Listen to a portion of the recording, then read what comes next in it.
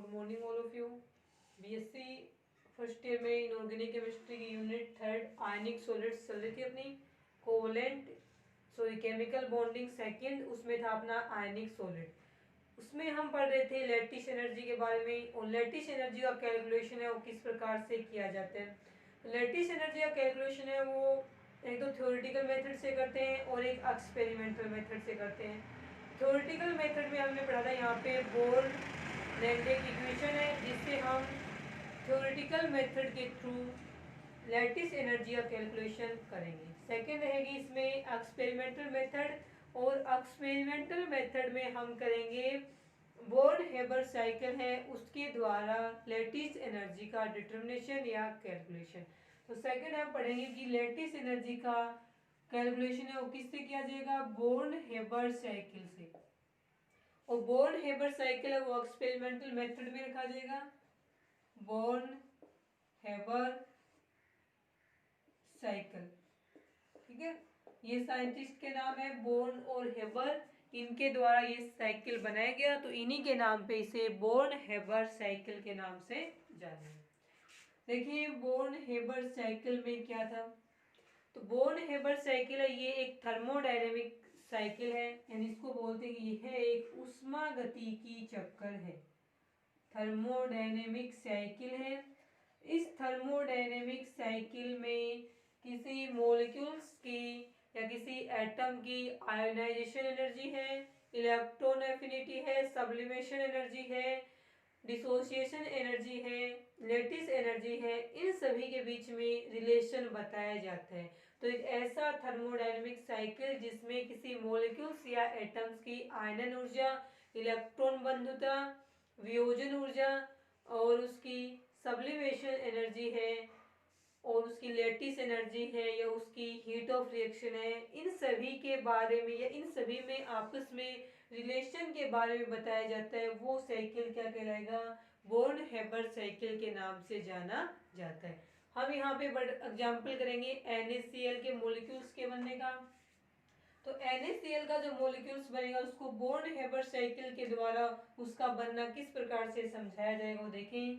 सबसे पहले यहाँ पे लेंगे हम सोडियम है सॉलिड स्टेट में, प्लस में क्लोरीन किस में है, गैसियस स्टेट में। फर्स्ट स्टेप में हम क्या करेंगे, सोडियम को पहले तो हम सॉलिड स्टेट से गैस फॉर्म में लाएंगे, और किसी भी मॉलिक्यूल को या किसी भी एटम को उसकी सॉलिड स्टेट से लिक्विड में चेंज किए बिना डायरेक्ट वेपर या गैस में लाते हैं, तो उसे हम क्या देंगे, इस सॉलिड को हीट देंगे, और जो हीट देंगे वो क्या कहलाएगी, सब्लिमेशन हीट कहलाएगी, ठीक है। तो यहाँ पे हम बोलेंगे इसको SE, सब्लिमेशन एनर्जी दी इसको। सब्लिमेशन एनर्जी देते ही Na सॉलिड से कौन से स्टेट में चेंज हो गया, गैस में चेंज हो गया। या फिर हम अकेले इसको कैपिटल S से भी लिख सकते हैं, एक ही बात है, ठीक है। उसके बाद में देखो क्या होगा, ये हो गया। अब ये जो Cl2 गैसीय फॉर्म में थी, हमें तो NaCl बनने के लिए एक ही क्लोरीन चाहिए, इसमें दो है तो हम इसमें Cl2 इस प्रकार से क्लोरीन और क्लोरीन, ये बॉन्ड वियोजित करना है हमें, तो पूरे बॉन्ड के लिए वियोजन ऊर्जा D, लेकिन अपने को केवल एक ही Cl चाहिए तो हम क्या लगेंगे D/2। तो यहाँ से ये दोनों Cl गैस की फॉर्म में आएंगे, अपने को D/2 दिया ना, तो हम एक ही क्लोरीन गैस के रूप में एटम लिखेंगे, यहाँ पे दोनों नहीं लिखेंगे। यदि यहाँ पे कैपिटल D अकेला लिखते इसका मतलब तो यहाँ पे हम लिखते 2Cl गैस, लेकिन हमने D/2 हाफ ही लिखा है डिसोसिएशन एनर्जी का, वियोजन ऊर्जा का, तो हम यहाँ पे क्या लिखेंगे, Cl गैसियस फॉर्म में लिखेंगे। उसके बाद में देखो NaCl दोनों ही गैसीय फॉर्म में आ गए। अब इन दोनों के क्या बनेंगे, NaCl में जो होता है उसमें सोडियम क्या करेगा, अपना एक इलेक्ट्रॉन त्यागेगा, इलेक्ट्रॉन त्यागेगा तो हम इसको आयोनाइजेशन एनर्जी देंगे। तो क्योंकि हम इसमें क्या बोलते हैं कि किसी भी एटम के गैसीय परमाणु की बाह्यतम कोश से एक इलेक्ट्रॉन निकालने के लिए आवश्यक ऊर्जा आयरन ऊर्जा कहलाएगी। एक इलेक्ट्रॉन निकलते ही Na सोडियम आयन में चेंज हो गया, ये एक इलेक्ट्रॉन ग्रहण करेगा इलेक्ट्रॉन एफिनिटी के द्वारा, एक इलेक्ट्रॉन ग्रहण किया तो इसने बना लिया Cl नेगेटिव, गैसियस केटायन है, इस प्रकार से बन गई। अब नेक्स्ट स्टेप में ये दोनों आपस में जुड़ेंगे और आपस में जुड़ करके ये NaCl का फॉर्मेशन या सोडियम क्लोराइड का फॉर्मेशन है, यहाँ पे कर देते हैं। एक मोल गैसियस केटाइन से एक मोल आयनिक सॉलिड बन गया। इसके बनने को हम क्या बोलते हैं, लैटिस एनर्जी। इन दोनों आपस में क्रिया करके जब NaCl का फॉर्मेशन करेंगे, NaCl लैटिस बनाएंगे, तो जो एनर्जी रिलीज होती है वो किसके नाम से जानी जाएगी, लैटिस एनर्जी के नाम से। और ये प्रोसेस नहीं करे तो पीछे एक हमने थर्मोडायनेमिक्स में एक नियम पढ़ा था कि हेस के नियमानुसार किसी भी रासायनिक अभिक्रिया को कितने ही पदों में या किसी भी पद से संपन्न करवाया जाए, किसी भी प्रोसेस से करवाया जाए, टोटल उस रासायनिक प्रक्रम या अभिक्रिया में होने वाला कुल चेंज हमेशा ही क्या होता है, इक्वल रहता है। यदि हम ये प्रोसेस नहीं के बताए नहीं, डायरेक्ट बोलते ही इन दोनों ने मिलकर NaCl बना लिया, हाफ Cl2 लिख दें, दोनों ने मिलकर के ये NaCl बनाया, तो यहाँ पे जो हीट होगी इस रिएक्शन की हीट, उसको हम किससे बोलेंगे, Q से लिखेंगे। इसमें भी क्या होती है, एनर्जी रिलीज होती है, तो माइनस में लिख दिया इसको। ये इलेक्ट्रॉन बंधुता हो जाएगी, ये सब्लिमेशन एनर्जी हो जाएगी, और ये इसमें हो जाएगी आयोनाइजेशन एनर्जी।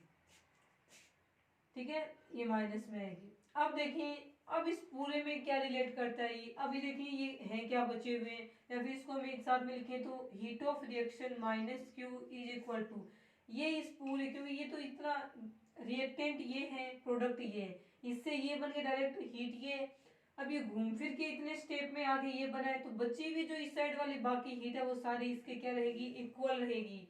तो हम कहेंगे कि सब्लिमेशन S से स्टार्ट होगा, S प्लस में D/2 प्लस में IE माइनस में EA माइनस में U0। हालांकि प्लस में लिखेंगे, लेकिन ये एनर्जी यहाँ पे तो हम प्लस लगाएंगे, लेकिन ब्रैकेट में माइनस लगा देंगे, एक ही बात है, ब्रैकेट खोलेंगे तब ये माइनस में आ जाएंगे। तो इस फॉर्मूले की हेल्प से हम हीट ऑफ रिएक्शन कैलकुलेट कर सकते हैं, ये सब वैल्यू पता हो तो मान लीजिए अपने को ये दी हुई है और इनमें से कोई भी एक नहीं दी हुई, तो इन सभी को जोड़ करके इस साइड लेके आएंगे, इसमें से माइनस करेंगे तो उसकी वैल्यू हमें यहाँ पे पता चल जाएगी। ये था आपका बोर्न हेबर साइकिल। इस प्रकार जो साइकिल बनेगा उसको हम कहेंगे बोर्न हेबर साइकिल। अब बात आती है कि इसमें ये एस डी ये सारे क्या है, तो हम यहाँ पे लिखेंगे, जहाँ पे एस हो जाएगा सब्लिमेशन एनर्जी या ऊर्ध्वपातन ऊर्जा, डी हो जाएगा यहाँ पे डिसोसिएशन एनर्जी, IE हो जाएगा यहाँ पे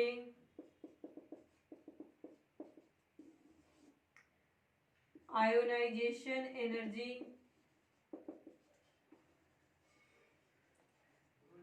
EA हो जाएगा यहाँ पे इलेक्ट्रॉन एफिनिटी, इलेक्ट्रॉन बंधुता, और एक बच गया म्यू नोट यू नोट, ये हो जाएगा यहाँ पे लेटिस एनर्जी, और एक बचा है Q, ये हो जाएगा यहाँ पे हीट ऑफ रिएक्शन।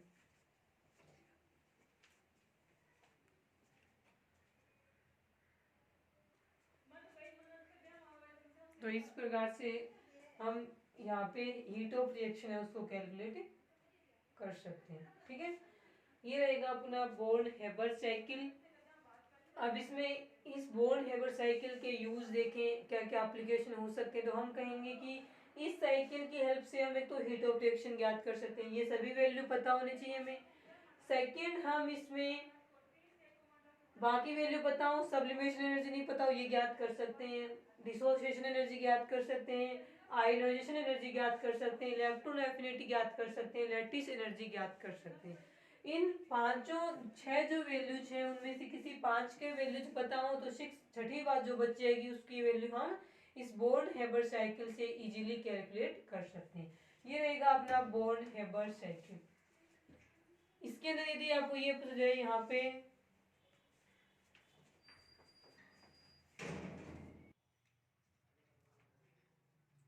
ये सारा हो गया, इसके अंदर ये रहेगा अपना बोर्न हेबर साइकिल। उसके बाद देखो आपको डायरेक्ट अपने इक्वेशन बनाने, वैसे एग्जाम में क्वेश्चन हो जाए तो आपको ये वैल्यू दी भी मिलेगी, आपको सब्लिमेशन एनर्जी भी दी हुई मिलेगी, ये भी देंगे ये भी देंगे। हालांकि हो सकता है इसमें थोड़ा वो क्या कर जाए, हो सकता है आपको वो डी की वैल्यू दे दे, तो अपने को डायरेक्ट डी की नहीं रखनी, अपने को D/2 की रखनी है, सभी में D/2 नहीं रखना, केवल NaCl के एग्जाम्पल की बात करें, NaCl के अलावा अदर एग्जाम्पल हो तो हम वहाँ पे E की वैल्यू है वो रखेंगे, कईयों में D/2 रखी जाएगी, कईयों में D की वैल्यू रखी जाएगी। इसके अलावा अपन अदर एग्जाम्पल्स देखेंगे बोर्न हेबर साइकिल के, NaCl के अलावा जो अदर मॉलिक्यूल्स हैं उनके लिए देखें आप। जैसे कि हम बनाएंगे यहाँ पे MgCl2 का मैग्नीशियम डाइक्लोराइड या मैग्नीशियम क्लोराइड का एग्जाम्पल चेक करें तो उसमें क्या आएगा, आपने देखें मैग्नीशियम क्लोराइड में तो होगा मैग्नीशियम सॉलिड स्टेट में, प्लस में Cl2 होगा। पहले मैग्नीशियम सब्लिमेशन एनर्जी के थ्रू चेंज होगा गैसियस स्टेट में। उसके बाद में अब MgCl2 बनने के लिए क्या होता है कि Mg+2 में, +2 का मतलब है Mg आयोनाइजेशन के द्वारा 2 इलेक्ट्रॉन्स है वो त्यागेगा। तो 2 इलेक्ट्रॉन त्यागेगा तो हम कहेंगे IE फर्स्ट प्लस में IE सेकंड, क्योंकि प्रथम आयन ऊर्जा से तो एक इलेक्ट्रॉन निकलेगा, दूसरी आयन ऊर्जा देंगे दूसरा इलेक्ट्रॉन निकलेगा, तब जाके क्या बनेगा Mg का +2 आयन बनेगा। अब बात आती है Cl2 की गैसियस स्टेट में। Cl2 को पहले हम वियोजन ऊर्जा देंगे तो Cl2 में दोनों क्लोरीन के बीच का बॉन्ड ब्रेक हो जाएगा, तो ये बनाएगा 2Cl। यहाँ पे हमें 2Cl ही लिखना है, क्यों? क्योंकि MgCl2 में दोनों ही Cl2 काम में लिखना है, तो हम Cl लिखेंगे दोनों, D/2 नहीं लिखेंगे, क्योंकि एक Cl चाहिए होता तब हम लिखते हैं D/2, दोनों चाहिए तो पूरा D लिखेंगे। उसके बाद में ये क्या करेंगे, दोनों Cl को हम एक एक इलेक्ट्रॉन देंगे, तो यहाँ पे क्या आएगी इलेक्ट्रॉन एफिनिटी। दोनों Cl को दोनों ही Cl हैं, दोनों को ही एक एक इलेक्ट्रॉन दे रहे हैं, तो हम यहाँ पे लिख देंगे 2E। अब बोलोगे यहाँ 2IE क्यों नहीं लिखा, क्योंकि यहाँ पे मैग्नीशियम एक ही था, उसी को हम एक एक करके इलेक्ट्रॉन से वो दे रहे थे, सॉरी उसमें से हम एक एक करके इलेक्ट्रॉन निकाल रहे थे, इसलिए यहाँ पे प्रथम आयन ऊर्जा का मान अलग होगा, द्वितीय का अलग होगा, दोनों की वैल्यू अलग अलग थी, इस कारण से इसको फर्स्ट सेकंड के रूप में अलग अलग लिखा है। जबकि यहाँ पे दोनों Cl को हम सेम एक एक इलेक्ट्रॉन दे रहे हैं, दोनों की जो एनर्जी होगी इलेक्ट्रॉन एफिनिटी होगी वो सेम होगी, इस कारण से हमने यहाँ पे 2E लिख दिया, तो यहाँ पे ये बनाएगा 2Cl नेगेटिव। अब ये दोनों आपस में जुड़ेंगे और यहाँ पे बनाएंगे ये MgCl2, इसे हम बोलेंगे लैटिस एनर्जी, और ये यदि डायरेक्ट इसमें चेंज हो तो वो हो जाएगा यहाँ पे हीट ऑफ रिएक्शन। इसके लिए हम यदि हीट ऑफ रिएक्शन की वैल्यू रखें तो वो आ जाएगी सब्लिमेशन एनर्जी प्लस में डिसोसिएशन प्लस में IE फर्स्ट प्लस में IE सेकेंड प्लस में 2EA प्लस में सॉरी ये वाला माइनस में आ जाएगा और माइनस में क्या आ जाएगा यहाँ पे U नो। तो इस इक्वेशन से हम हीट ऑफ रिएक्शन है वो ज्ञात कर सकते हैं। ये रहेगा MgCl2 का बोर्न हेबर साइकिल। MgCl2 के बाद में एक एग्जांपल और देख लेते हैं टिन ऑक्साइड का, SNO का, कि टिन ऑक्साइड का बोर्न हेबर साइकिल है वो किस प्रकार से बनेगा।